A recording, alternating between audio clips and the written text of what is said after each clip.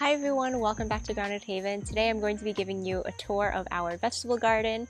If you are new here, my name is Michelle and we are located in Virginia, Zone 7A. Right now it is August and this is a pretty interesting time in the garden because a lot is changing. We're kind of transitioning from summer to fall. So the garden right now is looking pretty different from when I last showed it to you in July. A lot of our summer plants are getting exchanged for fall plants. So we're transitioning into the fall garden now. Here's a little overview of the garden. We just had a nice little late afternoon rain, so it's really nice and cool outside, which is wonderful. I think the summer heat has finally passed and it's really starting to feel a lot more like fall here. In the mornings and evenings especially, I feel like it's just like very cool and not as hot and humid anymore, so that is definitely a nice change and we're very excited for fall weather. So anyway, let me get into this first bed where we have tomatoes, basils, and marigolds. And you can probably tell we don't have very many tomatoes left. I feel like this year's tomato season just came and went so quickly. We had a lot of tomatoes this year, but because it's been such a wet year, a lot of our plants have given in to diseases and fungal issues. You can see so much like dead plant matter at the bottom there. And we still have like a few green tomatoes here and there that we can still have over the next few weeks or so. But a lot of them are getting damaged as well. You can see right there, there's a stink bug on that tomato. They've been kind of like feeding on our tomatoes a bit. So between the bugs and the birds, we are losing quite a few tomatoes now, and we're definitely like past the peak. So that's kind of sad. I wish we had enough tomatoes to like make it through August and even September, but this year the season was just cut a little bit short. But that's okay. I preserved a lot of tomatoes. I canned a lot of diced tomatoes, made a few batches of tomato sauce, and I did salsa the other day. So we have some of it put away. I just wish we had some more for fresh eating.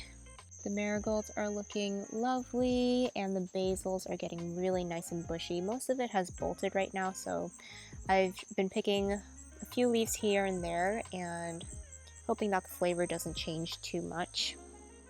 The tomatoes are looking pretty bad, but the little border of marigolds and basils do look pretty nice. So you can see a lot of change in the next couple of beds. In this bed where we had our corn, you can see that there's not much corn left. We've started pulling it out.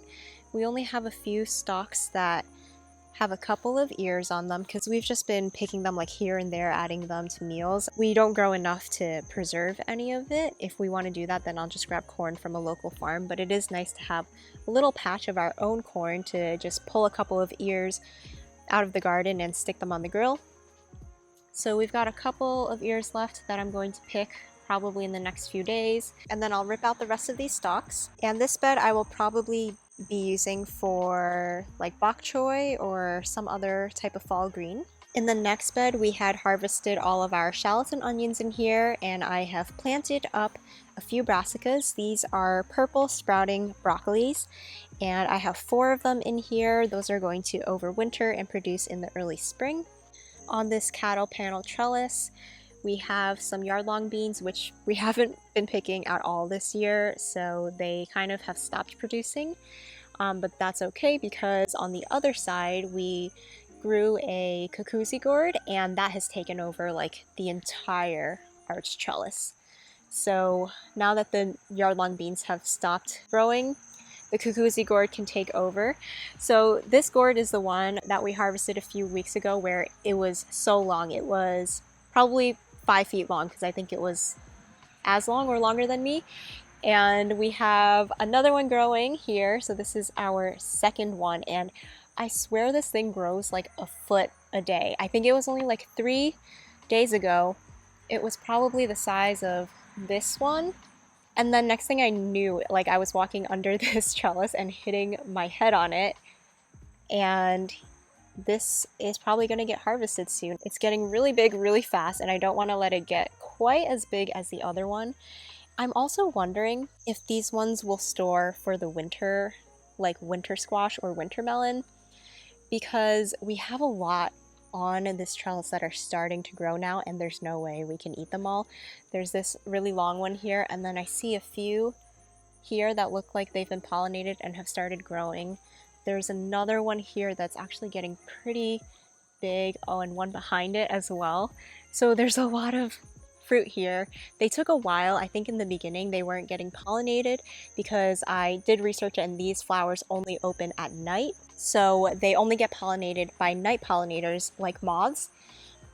So you can see right now they're closed because it's not quite late enough yet.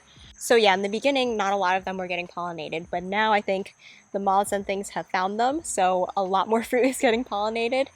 And I just don't know that we can do like multiple 5-foot-long gourds in a week. So yeah, if anybody knows if you can store these over the winter, please let me know.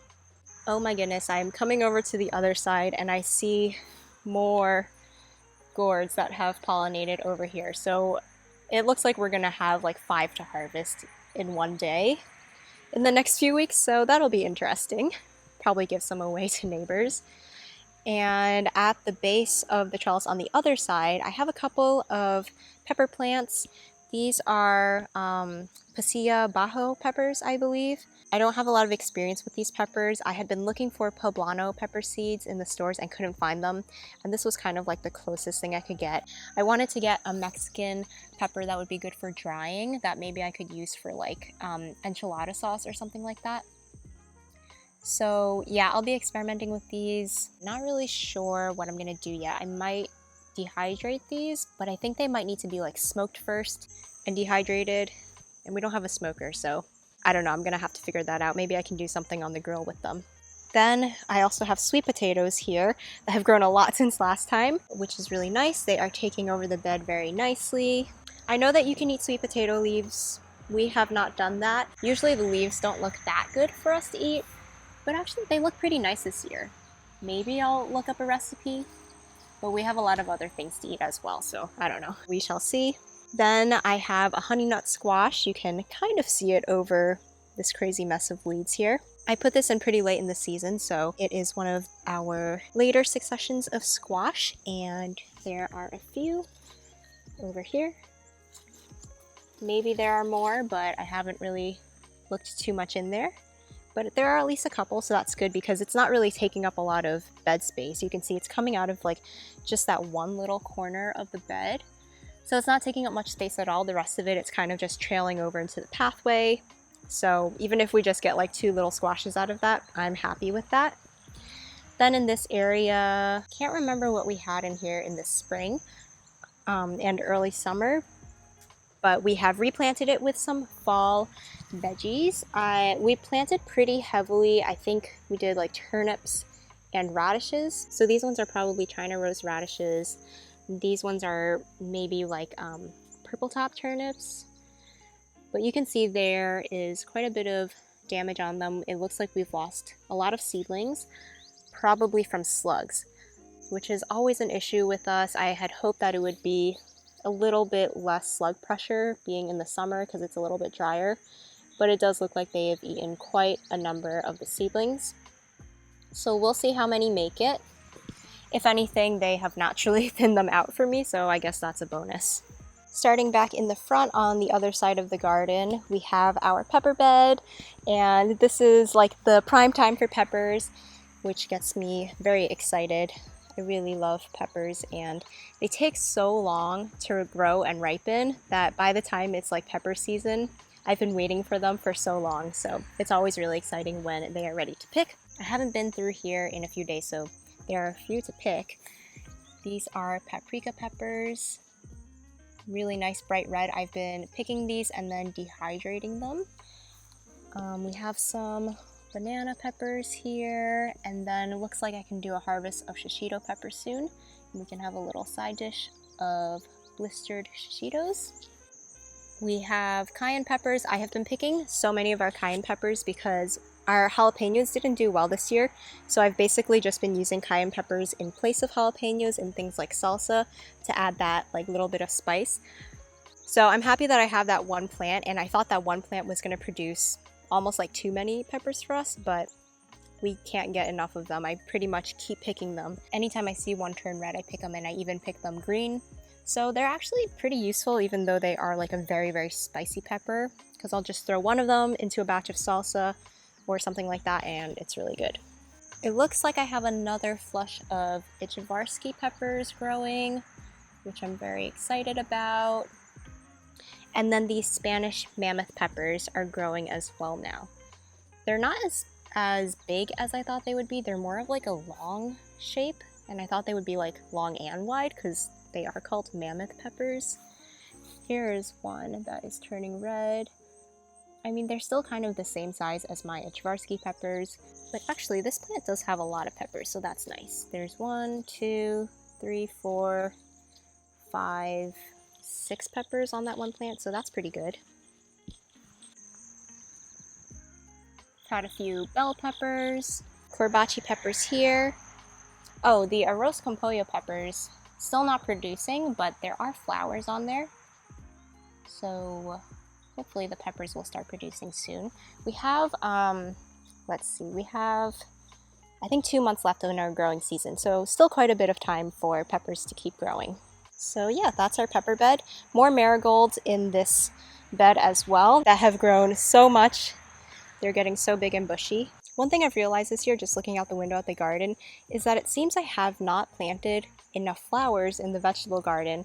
Or there are a lot of flowers, but they're all like the same colors. So I have like these yellow marigolds. I have that little bush of yellow dahlias in the back. And then on the side here, I also have sunflowers and black-eyed Susans, but those are all yellow as well. And I think next year I need to add some more like colorful flowers, because I think that would just make the space look a little bit prettier. So yeah, that's just a little bit of a thought for next year. Next we have our peanut bed. We used to have eggplant in here, but I have cut all of those back because the plants were pretty much done and they weren't really producing anything, and the fruit they were producing was getting like really weird shaped, which kind of is a sign that the plants just are reaching the end of their life. So I just decided to pull those out so that the peanuts could take over, and they are doing so well now. So you can see a little flower over there, and these plants have a lot of these little pegs. So the flower starts in these little like crooks of the plant, and then they turn into these pegs.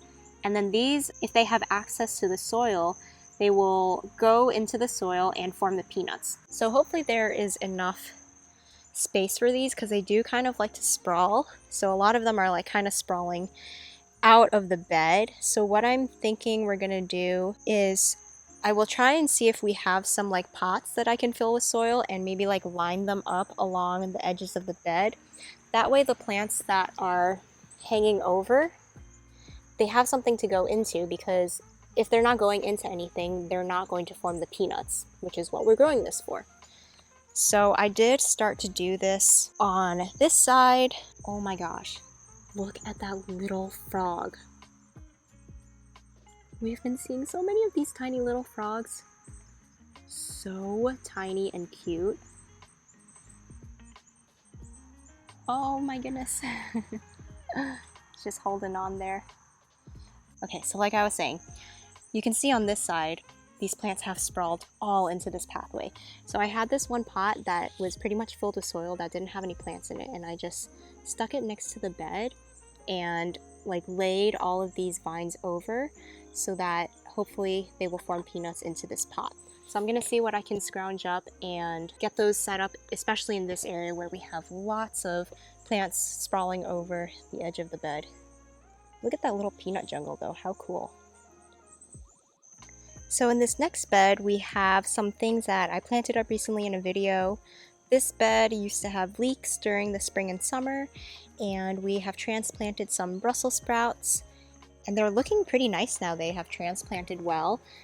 Today I just made sure to check under the leaves for any little worms because the cabbage moths have been flying around, and I picked some of those off so that the leaves won't get eaten. And you can see lots of little sprouts here from those cilantro seeds that we were spreading that were from cilantro plants that we grew this spring. So we just spread those seeds around and they're all coming up now. Oop, it is starting to rain again. Story of our lives this year. The next cattle panel trellis here is finally starting to get covered. It took a really long time. I think longer than usual.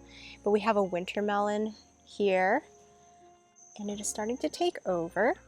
And I noticed the other day, here we go, some little baby fruit.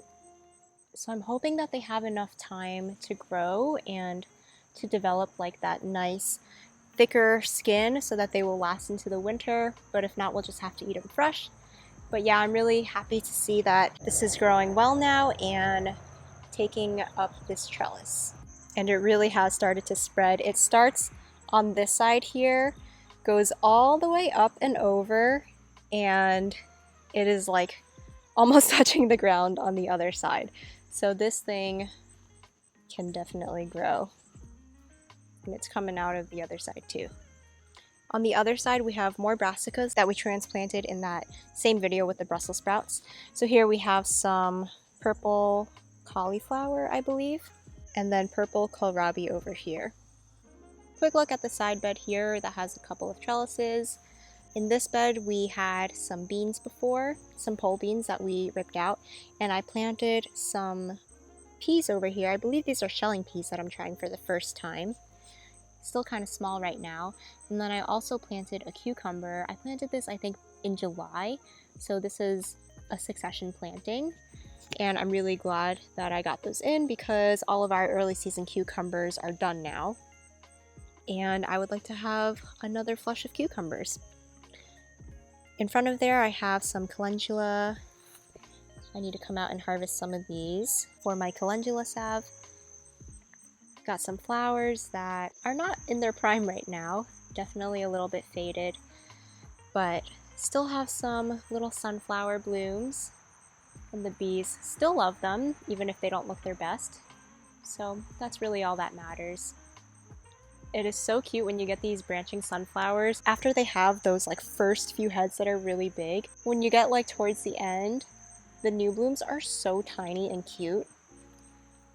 So small compared to the size of my hand. Really, really cute. On the other trellis, we have another cucumber that I succession planted. This is a Suyolong cucumber, and we just picked the first one the other day, so it's really perfect timing, and we've got some more growing here. The rest of this is shelling beans. The name is Good Mother Stallard, and there are some beans growing on here now, so I'm just going to let these completely grow on the plant, and we'll come in at the end of the season when these are all dried up to harvest the beans inside as dried beans. At the base, I've gone in recently and just kind of like cleaned it up, and I did a row of greens here. I think I did Mizuna here, and I did the same thing on the other side just to, make sure that we're using every little bit of space available.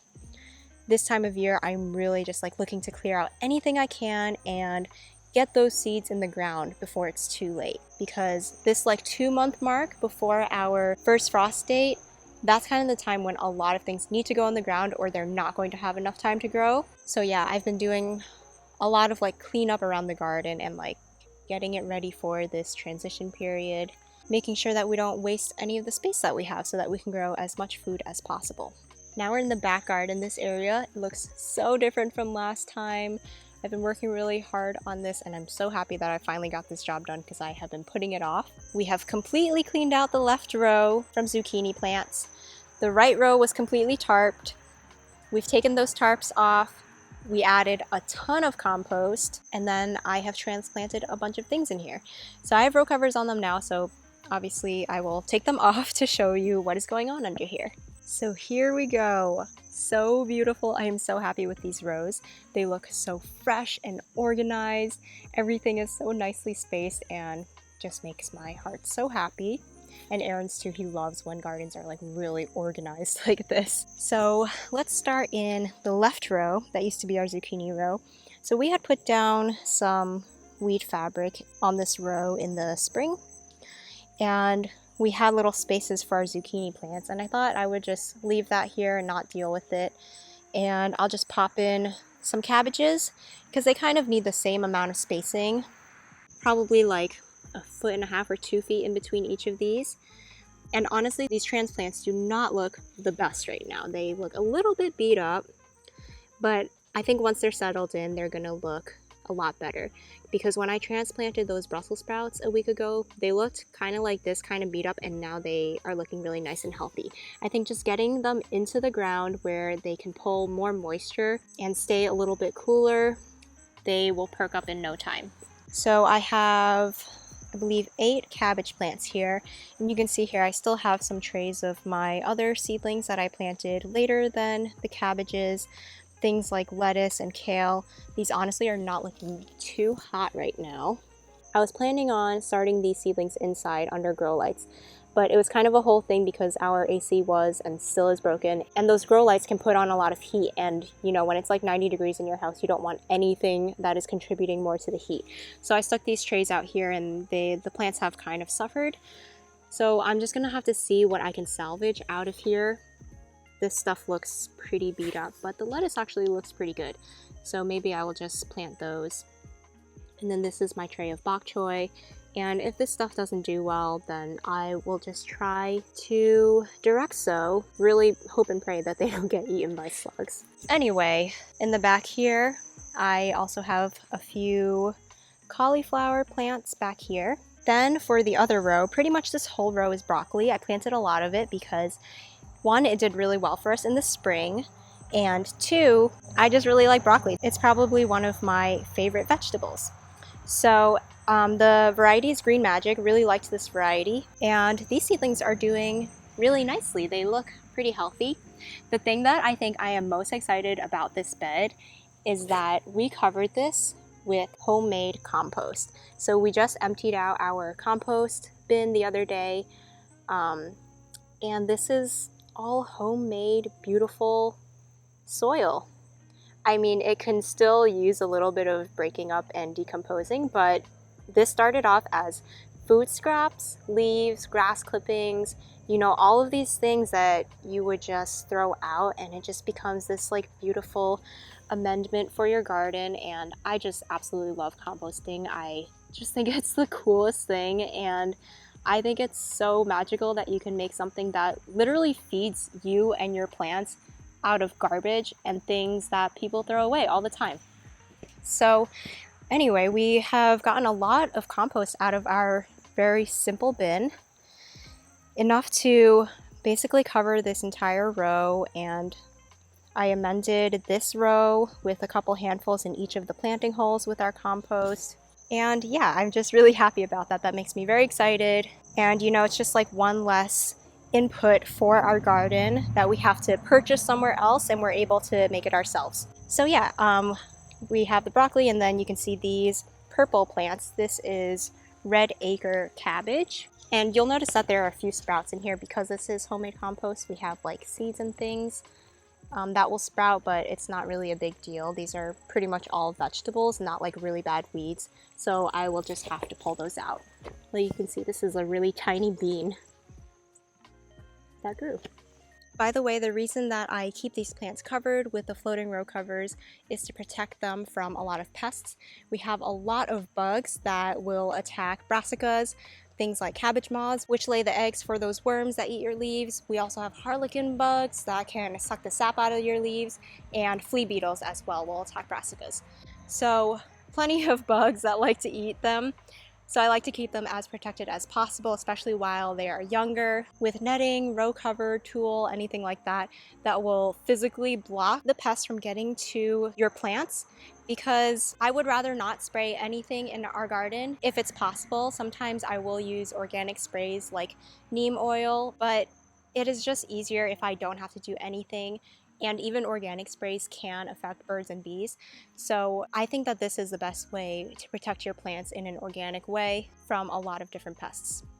All right, we are on to the last section of the garden. Don't mind this mess of cardboard here. We are going to be chipping some like tree prunings and creating a mulch to go over this cardboard because this path has gotten very weedy. Right now it looks like a mess, but hopefully not for long. Anyway, let's move on to this front bed where we have some sweet potatoes, which are growing really well, just like the other ones in the bed. Sweet potatoes do take a very long time to grow, so we probably won't harvest these until like right before our first frost date. In the next bed, we have 2 artichoke plants that are looking very nice and healthy. We didn't get any artichokes off of them this year, but I'm thinking that next year we'll probably get something because they do bloom in the spring and they are a perennial in our zone, and I'm very much looking forward to that. And in this area, last time I showed you I had some squash and zucchini plants that were my succession planting. We had just harvested like our first zucchini, but then the rest of them kind of had like a fungal issue. So I decided to just pull them all out. And what I did was I just went in here, amended with more of our homemade compost, and I planted some fall greens. So I think I did arugula, spinach, and collards. So we'll see how those will do direct sowed. I still have this little bit back here that I need to clean up and probably do the same thing, either direct sow or transplant some more fall greens. In the next bed, I have transplanted some Napa cabbage, and I have some tulle over that to keep the bugs out, and that's looking pretty good. Again, it did look really sad when I first planted them in, but these new leaves are already looking much better. They had flea beetles on them when I transplanted them out. You can see all those little holes on there. But the new leaves, because these are covered now, I think they're doing much better. So hopefully those pull through okay. I need a backup for this next area, I think, because we have some tall sunflowers here. So here we go, a little bit of a backed up view of those wonderful mammoth sunflowers. These ones that you can see in the front here haven't opened yet, but you'll see some in the back that have, and they are absolutely majestic. At the base of those sunflowers, I have kind of just like a mishmash of things. I have some carrots that are just germinating and starting to grow, some daikon radish, I believe, and also some green beans, which to be honest, I have not really been picking. In the next row, we have our tomatoes that are hanging on by a thread. They need to come out soon, because we're not really even picking much from them, and I think I just need to clear them out because I did plant some stuff at the base of this bed, which I don't know if it will pan out because there's a lot of stuff kind of shading them out. But in between these tomatoes, I went in with these peas in here, and here on the other side where I have pulled out some of the tomato plants, so you see kind of like this empty space here, I went in with another planting of edamame. I think I did this a number of weeks ago, so they have come up now, and because I loved the edamame so much that we grew this spring, and I had a few seeds left over in the packet, and I think these take like 2 months to grow, maybe 2.5 to 3, and I think we had enough time for that. So I wanted to try and get a second planting of these because they were so good. All like kind of in between this row in the middle, I have planted stuff and you can barely see them because there are a lot of taller things shading them out, and I think that if I can kind of clear that out, those things will stand a better chance at growing. But yeah, here is our sad looking tomato row. And then next to that we have this very lush, glorious trellis that is covered by so many things. It is quite a jungle in here. I can't even get in here. I like way overcrowded this space. Even though it is a vertical growing space, I still planted too much stuff on here. So we have bitter melon, we have I think a winter melon, and also some silk squash. There's a ton of things. And there are also volunteers in here. So one thing that I think is so cool, this is a volunteer tomato that came up on its own from seeds that dropped last year.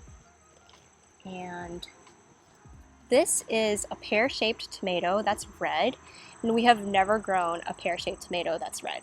What we have grown is 2 years ago we grew a yellow pear tomato, and we've grown a bunch of red cherry tomatoes, and I guess this has somehow cross-pollinated and grew as this red pear-shaped tomato, which I think is so cool that it just did this all on its own. We didn't try to get this.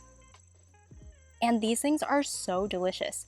So I have saved some of these seeds, and I'm going to try and grow these and see if they will regrow as red pear tomatoes because the flavor is so good, and I just think it is so fun that it just created itself just from nature.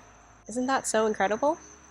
I just ate that tomato that I picked, and I think I'm just going to go ahead and pick more because seriously, so delicious.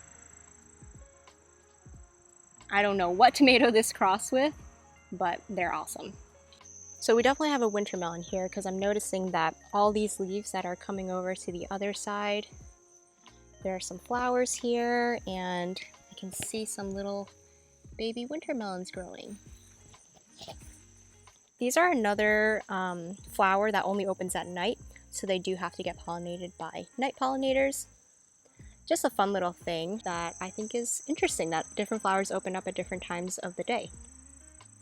And these flowers kind of do look like the Cuckoozy gourd flowers as well. I suppose because these are both in the like gourd family. So I just think that's pretty interesting. I kind of skimmed over these basil, so I'll go over them really quick. They are getting so big. They are probably about hip height right now. I have some sweet Italian Genovese basil. Then I have Thai basil, which I love so much. It's so pretty and it really does get so big. It's just like a nice, pretty bush, and those purple spikes are so pretty. I need to harvest more of this and just sniff it, I think, and enjoy it while it's here for the season, because soon enough they're not going to be here and I'm going to be very sad. And then lastly we have Tulsi, which is holy basil. I've been picking a lot of this for tea. One of the tomatoes that has hung on pretty well later into the season are these pink bumblebee tomatoes. And I think I mentioned earlier in the season that I didn't like these guys because they took a really long time and a lot of them were splitting. But now that the rain has kind of slowed down a little bit, I think I really do enjoy these and would grow them again. I kind of like that they're like a little bit of a bigger size than like a normal cherry, and the flavor is nicer now that they're not getting all like diluted by the rain. Even though the plant doesn't look that great, it is producing quite a number of tomatoes at this point of the season. So pretty happy with these pink bumblebee tomatoes. For reference, here are our sun gold tomatoes that are completely gone. Not really producing anything. This is kind of a small one, but the size difference of those. So like you don't need as many of these to eat in a salad or as a little side. So I quite like these. The next row is another one that is kind of in transition. We have started to get it ready for the fall. We do have one other artichoke plant here, and then in here we have a bunch of, I believe, daikon radishes. We also did a row of carrots and something else on this side, but it was very taken over by weeds in the beginning, so I'm not sure if all this stuff on the side survived. I can see some carrots, but on the other side I can't see anything that we direct sowed there. But the radishes in the middle seem to be doing pretty well. And then we kind of have an area here that we need to clean up. And then on the other side, I have been clearing the weeds out of here, and I am going to be planting some more fall stuff in this space. I haven't decided what yet, but it makes me so excited to have like empty spaces to fill back in with more plants. And the last thing we have is this row of okra and sunflowers, which is so much fun because these large sunflowers are probably about 12 feet tall. And the heads have opened up, and I know you can't really get a sense of scale from a video, but they're massive. They're so big. I think giant sunflowers are probably one of like the most fun things to grow. They're just so cool. I just think it's incredible that something can grow this tall in the span of one season. At some point, I am going to try and cut those heads off and let them dry so that we can get the seeds off of them, because that's a nice little bonus treat for our chickens. But even if you don't collect the seeds, I mean, that's just so much fun. So tall, so majestic, and it's a great like backdrop to our garden because this is our backmost row. And along with the sunflowers, we also have some okra. So okra is only like just now coming into its season. We're harvesting a ton of these. So we have burgundy okra here, and we also have some Clemson spineless.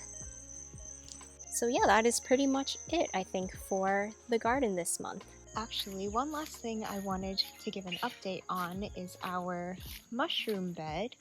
So nothing is growing yet, and I was getting a little bit worried that we failed once again to inoculate mushrooms.